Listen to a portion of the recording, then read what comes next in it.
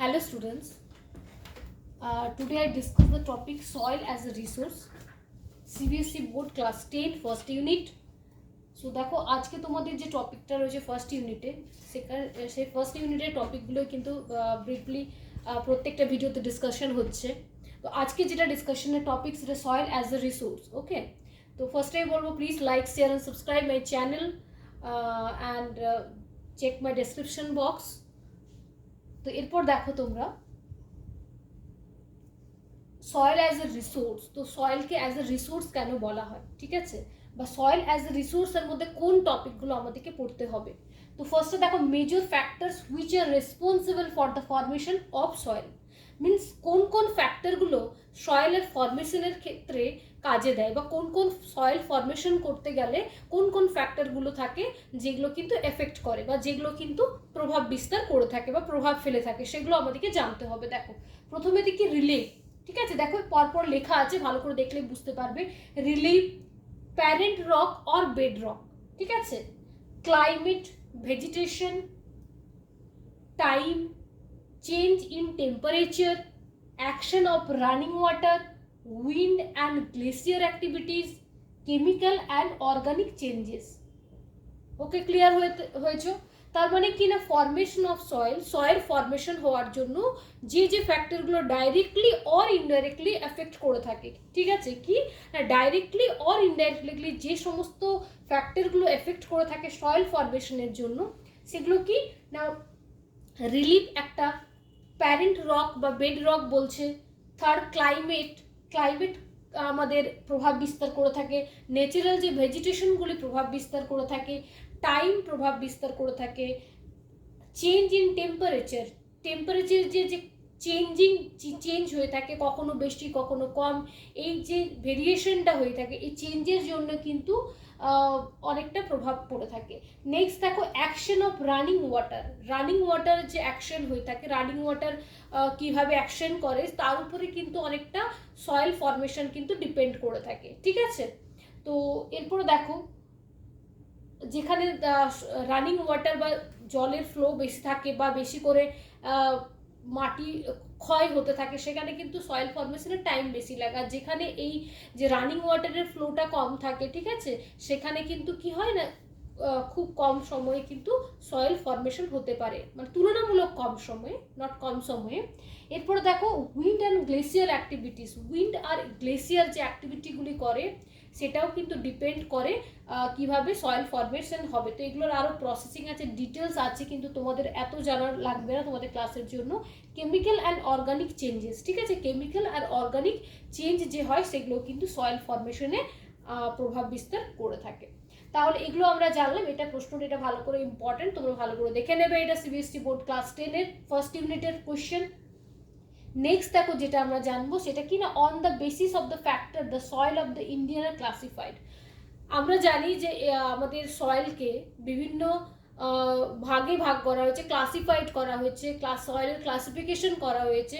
তো আমরা এরপরে ক্লাসিফিকেশনগুলো জানার আগে আমরা জানবো যে কোন কোন বেসিসে এই ক্লাসিফিকেশনগুলো করা হয়েছে ইন্ডিয়াতে। ওকে, কোন কোন বেসিসে ক্লাসিফিকেশনগুলো করা হয়েছে ইন্ডিয়াতে। তো সয়েলের এখানে দেখো colour, according to colour, according to thickness of soil, according to color, according to thickness of soil, according to texture of soil. Okay, according to texture of soil, according to age of soil, according to chemical and physical properties of soil, ঠিক আছে, according to chemical and physical properties of soil, এই বেসিসগুলোর উপরে কিন্তু soil formation কিন্তু হয়ে থাকে এবং এই বেসিসগুলোর উপরে সয়েলের ক্লাসিফিকেশন করা হয়ে থাকে। এরপরে চলো আমরা দেখে নেব যে এই বেসিসগুলোর উপরে colour, thickness, texture, age, chemical properties, physical properties, এইগুলোকে যদি বেসিস করা হয় তাহলে সয়েলকে আমরা ইন্ডিয়ান সয়েলকে আর কি কি ভাগে ক্লাসিফাইড করতে পারি এইগুলোর উপরে বেস করে। ওকে, তো তার আগে তোমরা এটা দেখে নাও এবং লিখে নিতে পারো এই কোয়েশ্চেনটা, দেন আমি ডিসকাস করবো নেক্সট টপিকে, যেটা হচ্ছে ক্লাসিফিকেশন অফ সয়েল।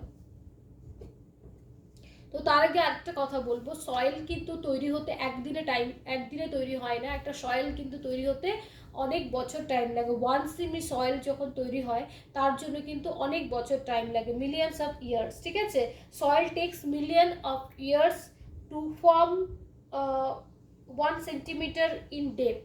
তো 1 সেন্টিমিটার ইন ডেপথ সয়েল তৈরি হতে কিন্তু অনেক মিলিয়ন ইয়ার্স টাইম লেগে থাকে, ঠিক আছে, বুঝতে পারলে? অনেক মিলিয়ন ইয়ার্স লেগে থাকে। তাই এখানে দেখো টাইমটা কিন্তু লেখা আছে, ঠিক আছে। টাইমটাও কিন্তু ম্যাটার করে একটা সয়েল ফরমেশন হওয়ার জন্য। প্রপারলি টাইম পেলে একটা সয়েলটা প্রপারলি ডেভেলপ হতে পারে। প্রপার যদি টাইম না পাই, সেই টাইমটা না থাকলে কিন্তু সয়েল ফরমেশন হতে দেরি লাগে, বা সয়েলটা কিন্তু ভালোভাবে ফরমেশন হয় না বা ডেভেলপ হয় না। ক্লিয়ার? নেক্সট দেখো classification of soil.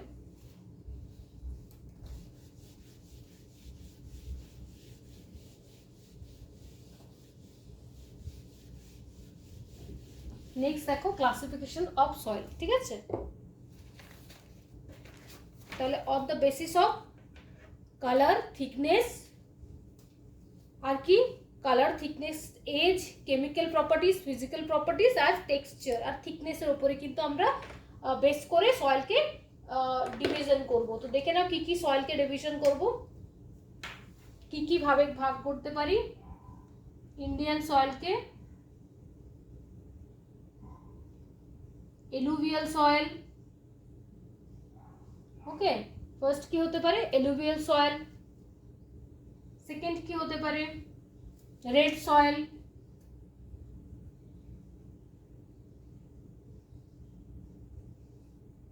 Arid soil.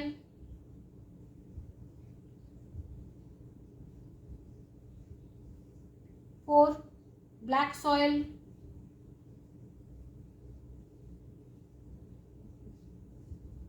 ল্যাটেরাইট সয়েল।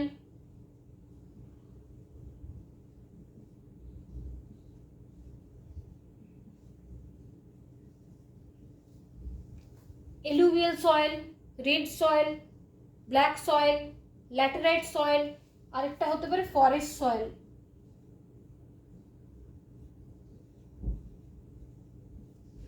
ঠিক আছে, বুঝতে পারলে? তাহলে কি কি আমরা যদি ইন্ডিয়ান সয়েল ক্লাসিফিকেশন, ঠিক আছে, ইন্ডিয়াতে যে সয়েল রয়েছে সেটাকে আমরা টোটাল 6টা ভাগে ক্লাসিফাই করতে পারি, ঠিক আছে। আরও ডিভিশন আছে কিন্তু আমাদের সিলেবাসে 6টা সয়েলের ব্যাপারে আমাদের দেওয়া আছে, তো এগুলো আমাদের ডিসকাস করতে হবে। তো চলো একটার পর একটা ডিসকাস করব। প্রথমে কি থাকে? Alluvial soil, next red soil, third arid soil, black soil, ল্যাটেরাইট সয়েল অ্যান্ড ফরেস্ট সয়েল। তো এইগুলো রয়েছে সয়েল তোমাদের সিলেবাস এবং এগুলো আমাদের পড়তে হবে, ঠিক আছে। তো ফার্স্ট আমরা অ্যালুভিয়াল সয়েল ব্যাপারে জানবো, ঠিক আছে। We discuss about the alluvial soil, ঠিক আছে। The formation of alluvial soil, the location where alluvial soil found and the characteristics of alluvial soil. Clear? ফার্স্টে দেখো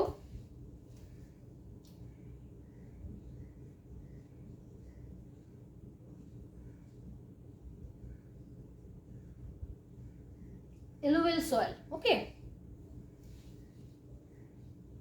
alluvial soil দেখো ডিসকাস করছি। widely spread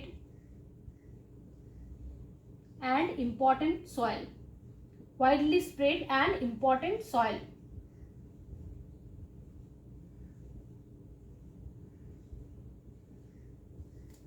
widely spread and important soil. So আমাদের ইন্ডিয়াতে যত রকমের সয়েল আছে তার থেকে কিন্তু এটা সব থেকে বেশি পরিমাণে কিন্তু থাকে অ্যালুভিয়াল সয়েল। আমরা আগে পড়েছিলাম, তোমাদের টপিকে পড়েছিলাম অ্যালুভিয়াল সয়েল প্রায় 43% প্লেন এরিয়াতে ম্যাক্সিমাম কিন্তু থাকে অ্যালুভিয়াল সয়েল, ঠিক আছে, ম্যাক্সিমাম কিন্তু থাকে অ্যালুভিয়াল সয়েল। তাহলে আমাদের যদি প্রশ্ন আসে যে ছয় রকমের যে সয়েলের কথা বলা হয়েছে সেখানের মধ্যে সব থেকে পার্সেন্টেজে কোন প্রকারের সয়েল দেখা যায় সেটা হচ্ছে অ্যালুভিয়াল সয়েল। তাই widely spread and important soil. Why important? Because এটা হচ্ছে সব থেকে বেশি, তোমরা বলতে পারো যে এটা সব থেকে বেশি কিন্তু ভালো এগ্রিকালচারের জন্য, কাল্টিভেশনের জন্য খুব ইম্পর্টেন্ট এই সয়েলটা, ঠিক আছে? তার জন্য এটাকে ইম্পর্টেন্ট সয়েল বলছে for cultivation and agriculture purpose. Okay, তো ফার্স্ট দেখো widely spread and important soil হচ্ছে অ্যালুভিয়াল সয়েল। সেকেন্ড আমরা দেখো কি দেখবো, অ্যালুভিয়াল সম্পর্কে কি জানবো না, according to their age it can be classified into two groups, ঠিক আছে? অ্যাকর্ডিং টু দেয়ার এজ, কি according to their age alluvial soil can be classified into two portion, first of the khadar and the bhangur.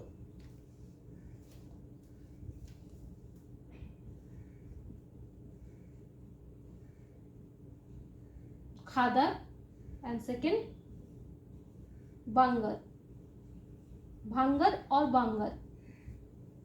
Okay, Khadar and Bangar. এরপর দেখো এই দুটো কিন্তু খুব important, তোমাদের জানতে হবে অ্যালুভিয়াল সয়েল থেকে খাদার অ্যান্ড ভাঙ্গর কি, ঠিক আছে? এই দুটো কিন্তু জানতে হবে। তো according to their age, according to their age alluvial সয়েলকে দুটো ভাগে ভাগ করা যায়, একটা হচ্ছে খাদার, একটা হচ্ছে ভাঙ্গার, ঠিক আছে? খাদার কি অ্যান্ড ভাঙ্গার কি? তো আমরা যেটা new alluvial soil, new form যে অ্যালুভিয়াল সয়েল সেটাকে আমরা খাদার বলে থাকি, ঠিক আছে? New form.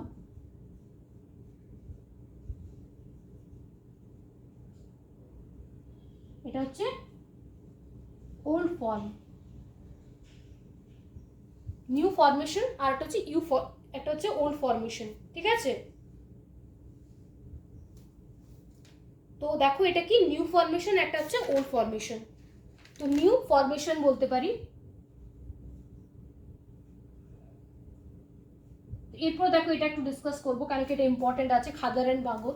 তো আমরা মূলত দেখে থাকি যেগুলো তোমাদের নদী বা সমুদ্র যে পাশে যে জায়গাগুলো থাকে সেখানে নতুন যে সয়েলটা ফর্ম করছে প্রতিনিয়ত দিন দিন, যেটা তোমাদের নিউলি ফর্ম করছে যে সয়েলটা সেটাকে আমরা নিউ বলা হয় বা নিউ খাদার বলছে, ঠিক আছে? যেটাকে নতুন সয়েলটাকে যেটা ফর্ম করছে সেটাকে আমরা খাদার বলছি। ওকে, আর যেটা তোমাদের কি পুরনো বা অনেক পুরনো হয়ে গেছে, যেটা সেখানে ফর্মেশন প্রসেস এখন চলছে না আপাতত, সেটাকে বলা হয় ভাঙ্গার বা ওল্ড ফর্মেশন। তো খাদার কিন্তু mostly important for the cultivation and agriculture purpose, ঠিক আছে? মোস্ট ফার্টাইল সয়েল হচ্ছে খাদার, মোস্ট ফার্টাইল সয়েল কিন্তু খাদার, মোর দেন বাঙ্গর, খাদার ইজ মোর ফার্টাইল, ঠিক আছে? খাদার মোর fertile then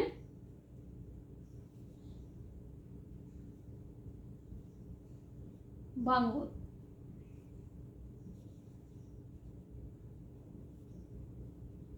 clear? খাদার more fertile then Bhangar.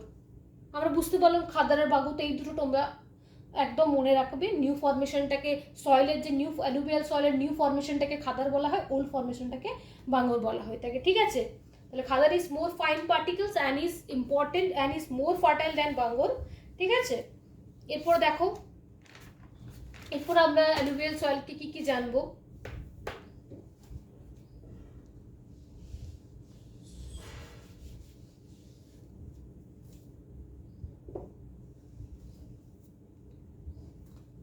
So this soil is important for the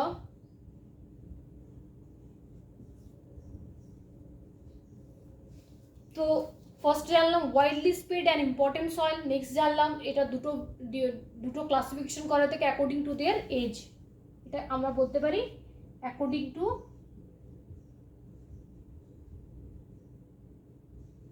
two age. Okay, according to age it can be classified into khadar and bhango, clear? next দেখো alluvial soil এর যে characteristics আমাদের জানতে পারি সেটা কি, alluvial soil is mostly important for the cultivation of paddy and wheat, okay, paddy, wheat and sugar cane. This soil is ideal for the growth of this soil, ideal for the growth of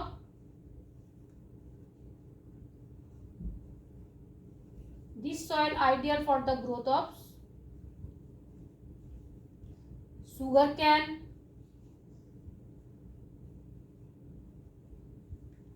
wheat and paddy.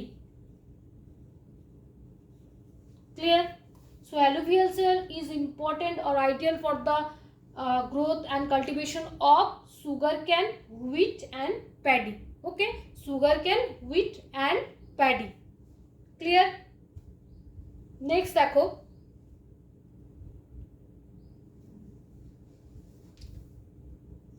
this soil is mostly fertile and it's very important for the cultivation and agricultural purpose in India.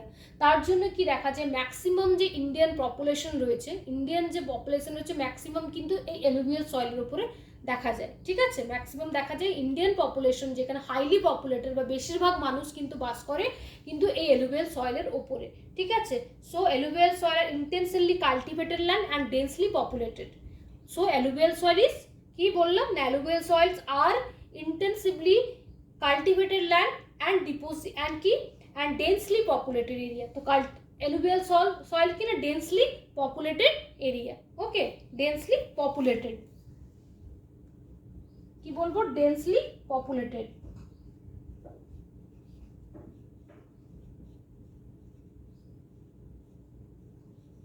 alluvial soil की बोललाम densely populated. Clear?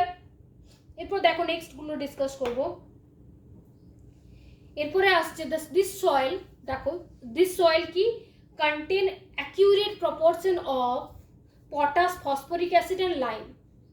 Potash, phosphoric acid and lime এই তিনটে minerals কি থাকে না accurate প্রপোর্শনে থাকে alluvial soil. ঠিক আছে, phosphoric acid আর কি না আর তোমাদের পটাশ অ্যান্ড লাইম। ঠিক আছে, এই তিনটে অ্যাকিউরেট থাকে এই অ্যালুভিয়াল সয়েলের মধ্যে। এবং আরেকটা জানবো আমরা, দেখো যে alluvial soil mainly deposited by the three main rivers. ঠিক আছে, mainly alluvial soil deposited by the main three rivers which is Ganga, Brahmaputra and the Indus. Okay, the Indus river, the Ganga river and the Brahmaputra river. এই তিনটে নদীর যে সেডিমেন্ট জমে, এই তিনটে রিভারের যে পলি জমে কিন্তু এই অ্যালুভিয়াল সয়েল মেনলি তৈরি হয়েছে। ঠিক আছে, আমরা বুঝতে পারলাম তাহলে। তো কি না মেনলি কি না the alluvial soil deposited by three main river which is the Indus river, the Ganga river and the Brahmaputra river. Clear? এরপর দেখো কি আছে, তো এগুলো আমরা জানতে পারলাম। এরপর দেখো নেক্সট আমাদের যে টপিকটা, তাহলে অ্যালুভিয়াল সয়েলকে জানলাম। অ্যালুভিয়াল সয়েল কি না widely spread and important soil. Widely spread maximum এলাকাতে দেখতে পাওয়া যায়, সেই জন্য widely spread and important soil. It can be classified according to their age, and it classified into two form. First of khadar and second is the bangor.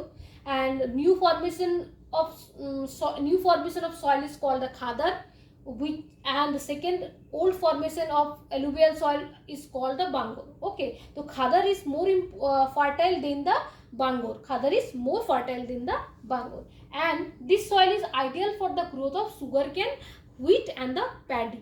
Okay, and the alluvial soil is densely populated. alluvial soil ke depend kore mainly densely populated population কিন্তু ওখানে দেখতে পাওয়া যায়। আর কি না highly rich বা maximum the accurate proportion থাকে কিছু পটাশ থাকে, আর কি কি থাকে না অ্যাকর্শন প্রপোর্শন থাকে, পটাশ থাকে, ফসফরিক অ্যাসিড থাকে, আর কি থাকে লাইম থাকে। ওকে, আর কি জানলাম যে তিনটে মেন রিভার ইন্ডিয়াতে, একটা কি ইন্দাস, ব্রহ্মপুত্র অ্যান্ড দ্য গঙ্গা। এই তিনটে রিভারের যে ডিপোজিশনগুলো থেকে কিন্তু মেনলি অ্যালুভিয়াল সয়েল ফর্ম করে থাকে। ক্লিয়ার? আমাদের অ্যালুভিয়াল সয়েল, চলো নেক্সট আরেকটা আমাদের সয়েল ব্যাপারে জেনে নেব। ক্লিয়ার হয়ে গেছে অ্যালুভিয়াল সয়েল আশা করি।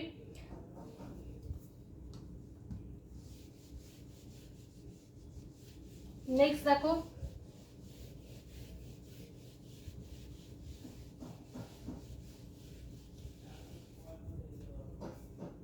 next black soil. Okay,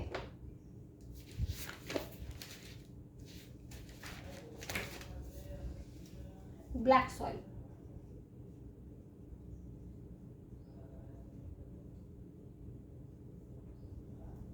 black soil. ঠিক আছে, black soil, this soil is also called regut soil. This soil also called regut soil, or black cotton soil, or black cotton soil.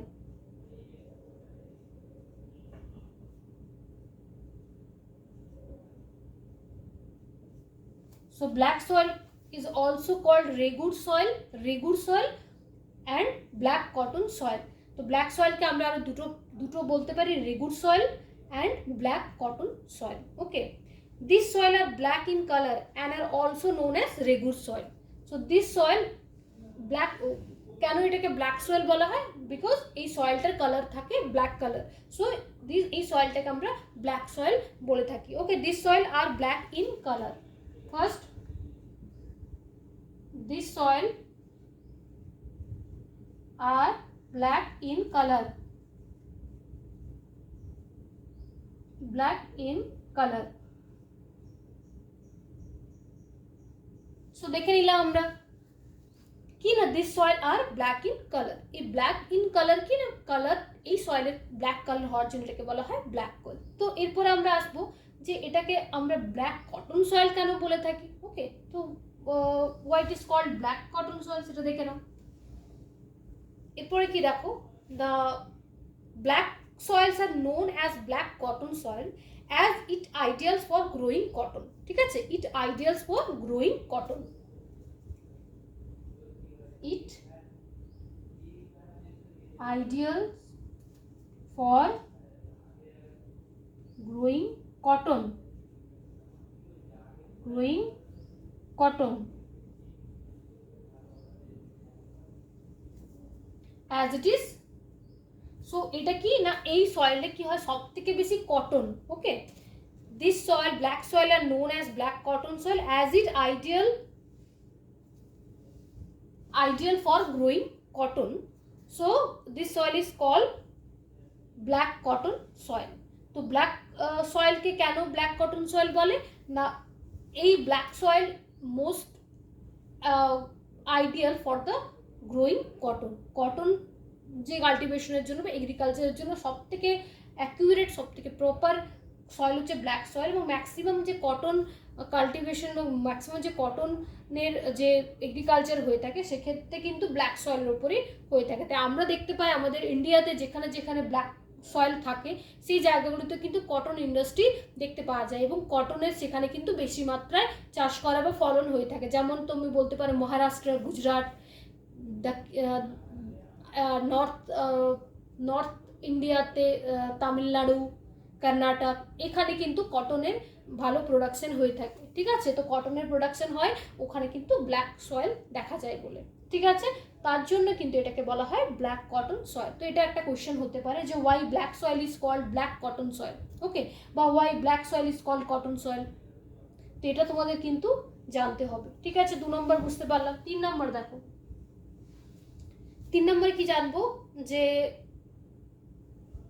দেখো, this soil they are rich in calcium carbonate, magnesium, potash and poor in phosphoric acid. তাহলে এই সয়েলটা কোন কোন মিনারেলসগুলোতে rich আর কোনটাতে poor সেটা জানতে হবে. Rich কোথায়, রিচ কোনটাতে, ক্যালসিয়াম কার্বনেট, ম্যাগনেসিয়াম, পটাশ. ঠিক আছে, রিচ কোনটাতে,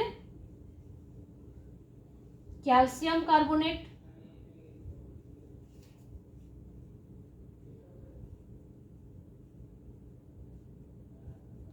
ক্যালসিয়াম কার্বনেটে রিচ. আর কি, this are rich in calcium carbonate, magnesium and potash. Okay, magnesium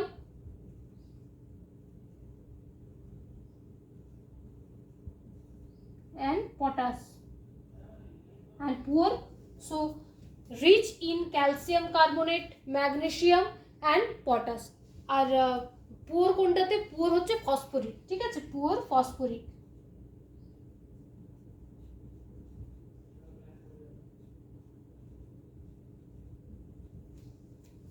poor হচ্ছে phosphoric. So black soil rich in calcium carbonate, magnesium and potash and poor in phosphoric. Clear? এরপর দেখে নাও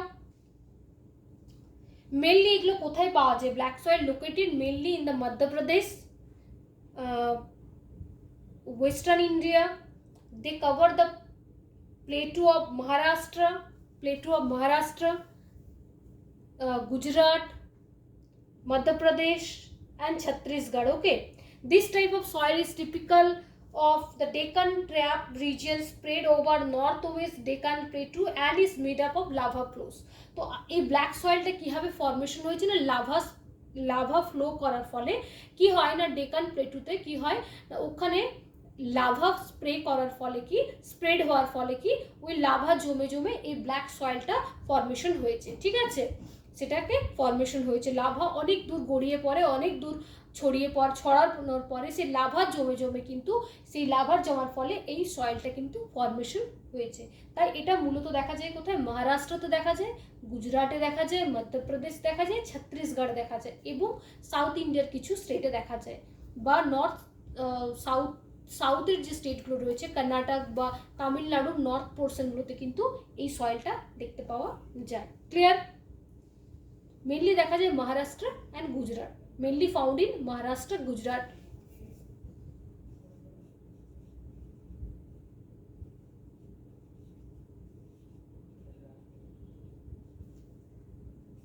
মহারাষ্ট্র,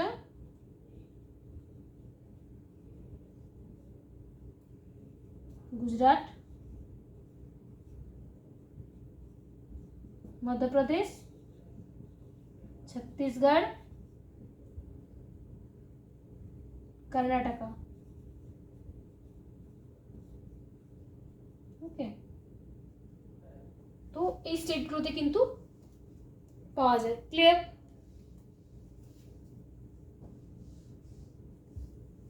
তো এখানে কিন্তু ব্ল্যাক সয়েল পাওয়া যায়। তাহলে ব্ল্যাক সয়েল ক্লিয়ার হয়েছে তোমরা? এরপর চলো নেক্সট আরেকটা সয়েল নিয়ে ডিসকাস করব।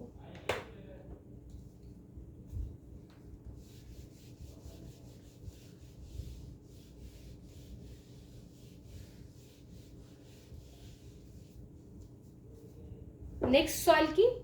একটা হয়ে গেছে আমাদের অ্যালুভিয়াল সয়েল, সেকেন্ড হয়ে গেছে কি black soil, and third red soil. Okay, red soil.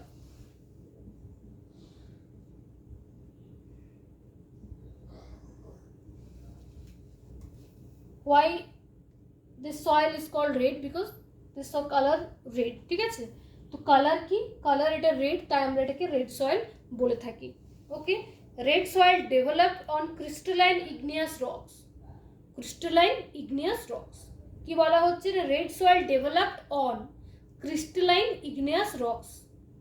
Igneous রক্সের উপরে ক্রিস্টালাইন ইগনিয়াস রক্সের জন্য কিন্তু এটা কিন্তু ফর্ম হয়ে থাকে।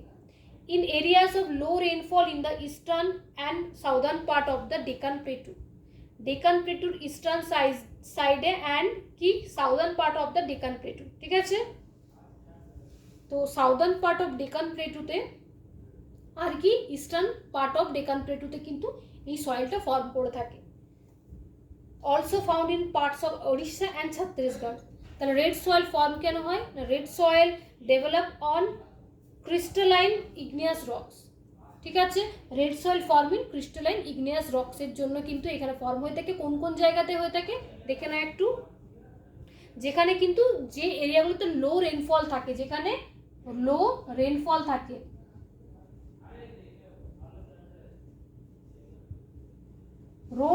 লো রেনফল এরিয়াগুলোতে কিন্তু এই রেড সয়েল কিন্তু ফর্ম করে থাকে এবং ইগনিয়াস এবং ক্রিস্টালাইন ইগনিয়াস রক যেখানে থাকে সেখানে এই সয়েলটা ফর্ম করে থাকে।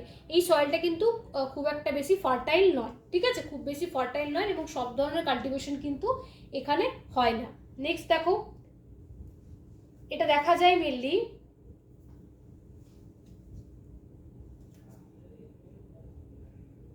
Eastern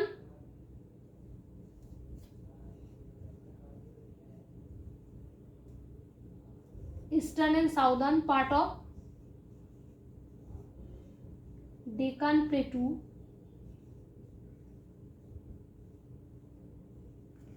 eastern and southern part of Deccan Plateau and ছত্তিশগড়ে কিন্তু ছত্তিশগড়ে দেখা যায় red soil. Okay, eastern and southern part of Deccan plateau and ছত্তিশগড়ে দেখা যায় red soil.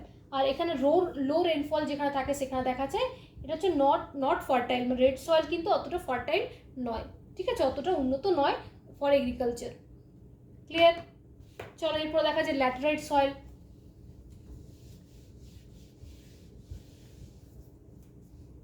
Next laterite soil.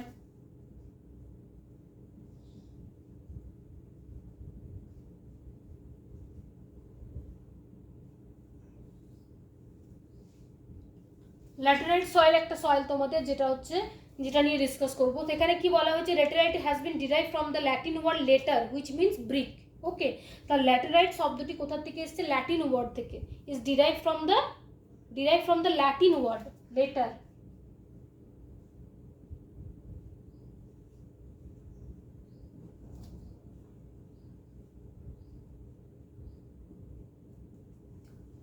Derive from the Latin word later. Okay, তো এটা কোথা থেকে এসছে, Latin word later which means brick. Brick means eat. তো Latin word laterite is derived from the Latin word which means later brick. তো sorry, দেখো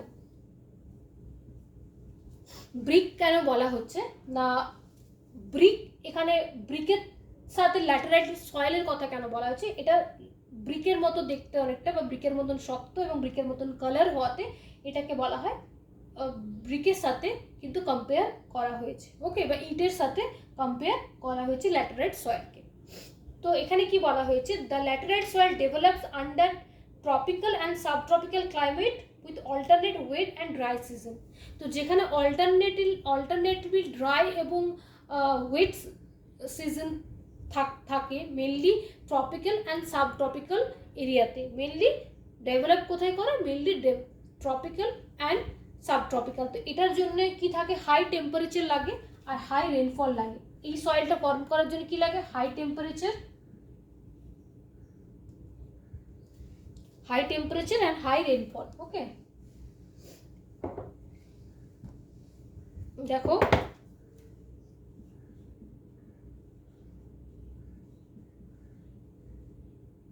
high temperature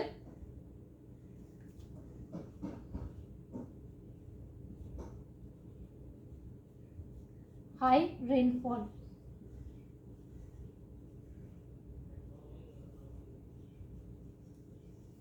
তো যেখানে high temperature and high rainfall থাকে সেখানে কিন্তু এই ল্যাটেরাইট সয়েলটা কিন্তু হয়ে থাকে মেইনলি ট্রপিক্যাল অ্যান্ড সাবট্রপিক্যাল এরিয়াগুলোতে। Mainly tropical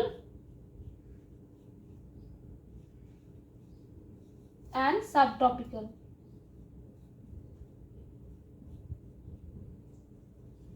mainly tropical and subtropical. Okay, clear? দেখো the laterite soil developed under tropical and subtropical climate with alternate wet and dry season. ঠিক আছে, the soil is the result of intense leaching due to heavy rain. intense leaching of কি বলা হয়েছে, due to heavy rain.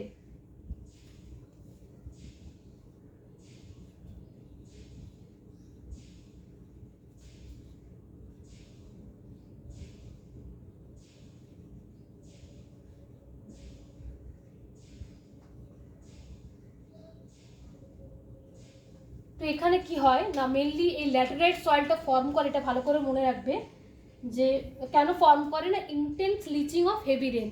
ঠিক আছে, যখন heavy rain হয়ে থাকে যেখানে, তখন কি হয় যে ওপরের যে মাটির লেয়ারটা সেটা কি হয়, লিচিং হয়ে নিচে গিয়ে পৌঁছায়, বা নিচে সেটাকে নিচে চুইয়ে পরে ভেতরে যখন ঢোকে লিচিং প্রসেসে, তখন এই সয়েলটা ফর্ম হয়ে থাকে। ঠিক আছে, this soil form intense leaching of heavy rain এর ফলে। Clear?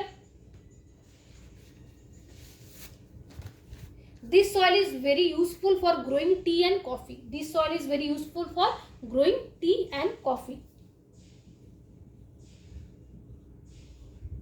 Useful for growing tea and coffee.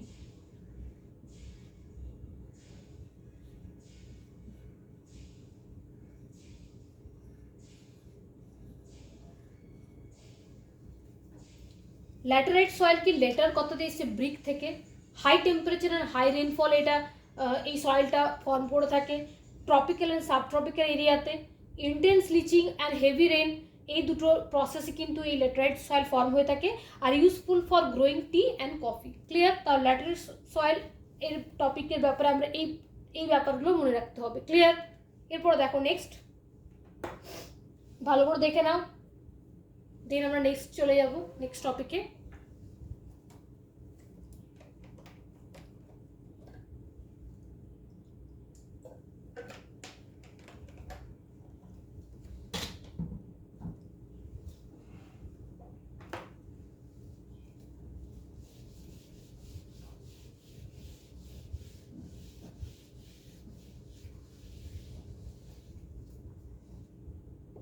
Forest soil, okay next হচ্ছে ফরেস্ট সয়েল।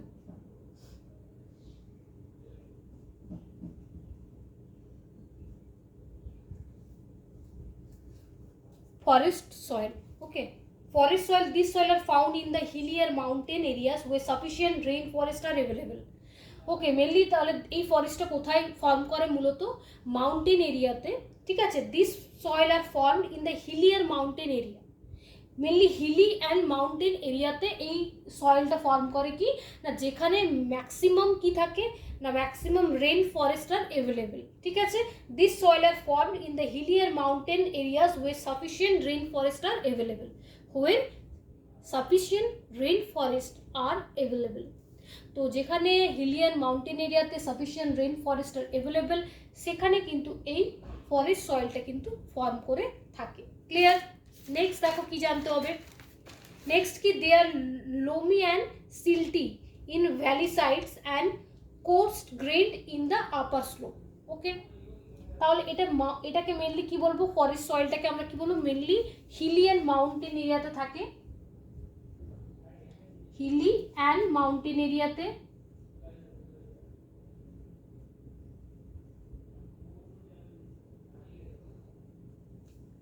ঠিক আছে, আর যেখানে প্রপার ফরেস্ট থাকে।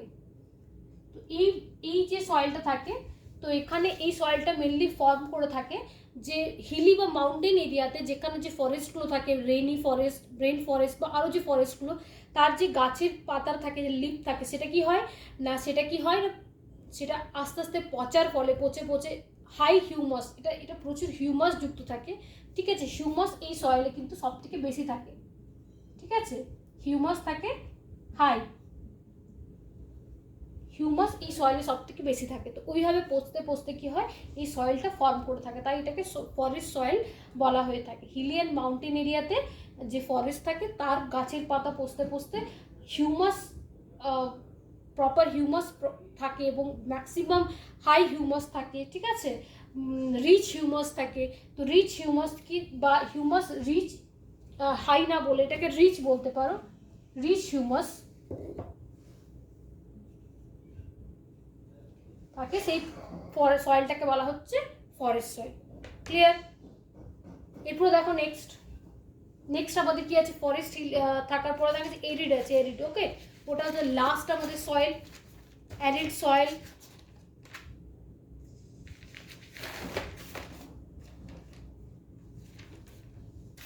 অ্যারিড সয়েল লাস্ট, দেখে নাও।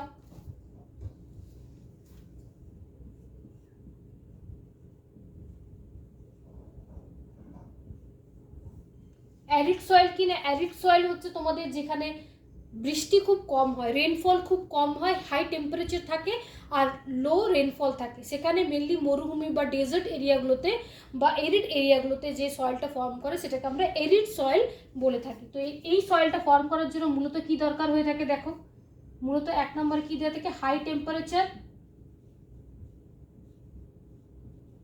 আর লো রেনফল।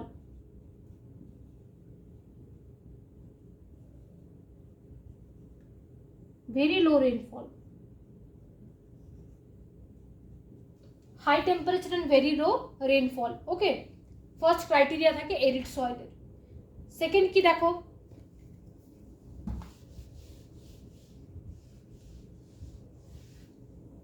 প্রথম কি থাকছে, এরিড সয়েলে high temperature and low rainfall. Second কি দেখো, এরিড সয়েলের জন্য আর কি লাগে না, arid soil range from red to brown in color, red to brown in color,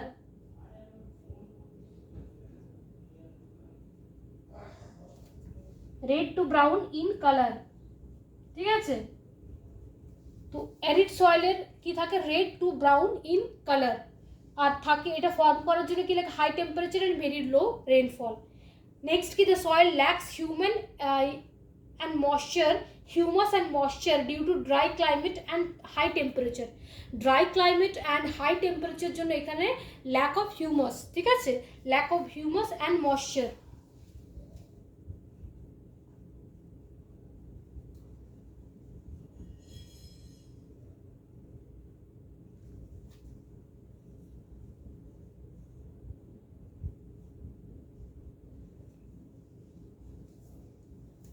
এখানে হাই টেম্পারেচার ভেরি লো রেনফলের জন্য lack of humus and lack of moisture. Clear? After proper irrigation this soil become cultivated. তো যদি এখানে বলা হচ্ছে না যেখানে এরিড এরিয়া বা ডেজার্ট এরিয়া, যেখানে কি হয় না খুবই হাই টেম্পারেচার এবং খুব কম লো রেনফল, সেখানে কি হয় না এই এরিড সয়েলটা ফর্ম করে থাকে। এখানে কি হয় না অ্যারিড সয়েলে একদমই তোমাদের যেটা ময়েশ্চার থাকে না সয়েলের মধ্যে এবং কোনো হিউমাস থাকে না বা হিউমাস ফর্ম করে না। ওকে, এখানে কালার কি থাকে রেড টু ব্রাউন থাকে কালারটা সয়েলের, এবং এটা কিন্তু একদমই কিন্তু এটা হাইলি ফার্টাইল নয়, ঠিক আছে, এটা ফার্টাইল নয়, এটা খুব বেশি কোনো কাল্টিভেশন বা এগ্রিকালচার এই সয়েলে হয়ে থাকে না। কিন্তু যদি এটাতে প্রপার ইরিগেশন প্রসেস করা যায়, help of proper irrigation process, সেখানে কিছু হয়তো যে সমস্ত শস্যগুলোতে জল কম লাগে সেগুলো কিন্তু এখানে কাল্টিভেট করা পসিবল হতে পারে। ক্লিয়ার? দেখো, তো after proper irrigation this soil become cultivated. তো যদি আফটার প্রপারলি ইরিগেশন করা হয় তো এখানে কিছু কাল্টিভেশন করা পসিবল হয়ে থাকে। তাহলে আজকে আমরা যে টপিকগুলো নিয়ে আলোচনা করলাম, as a resource, soil as a resource, কোন কোন বেসিসে সয়েলের ক্লাসিফিকেশন করা হয়ে থাকে, কোন কোন এজেন্টগুলো থাকে যেগুলো সয়েল ফর্মেশনের জন্য কাজে লাগে, আর এখানে কি কি আলোচনা করলাম, discuss the classification of soil, which is alluvial soil, red soil, black soil, laterite soil, arid soil, forest soil। তো এই সয়েলগুলো নিয়ে আমরা ডিসকাস করলাম আজকে 6টা টাইপের সয়েল নিয়ে। তো নেক্সট কোনো ক্লাসে নেক্সট কোনো টপিক নিয়ে তোমাদের আলোচনা করা হবে। আজকে তোমাদের ফার্স্ট ইউনিট কমপ্লিট হয়ে গেছে, তোমরা আগের ভিডিওগুলো দেখে নেবে। আর তার সাথে লাস্টে তোমাদের আরেকটা টপিক আছে ফার্স্ট ইউনিটে, সয়েল ইরোশন অ্যান্ড কনজারভেশন। তো সয়েল ইরোশন অ্যান্ড কনজারভেশনটা দেখে নেবে, তাহলে তোমাদের first unit totally complete. Next টপিকে তোমাদের নেক্সট ক্লাসে নেক্সট ইউনিট নিয়ে ডিসকাস হবে। আজকের মতন এখানেই। Please like, share and subscribe my channel. আজকের মতন এখানেই।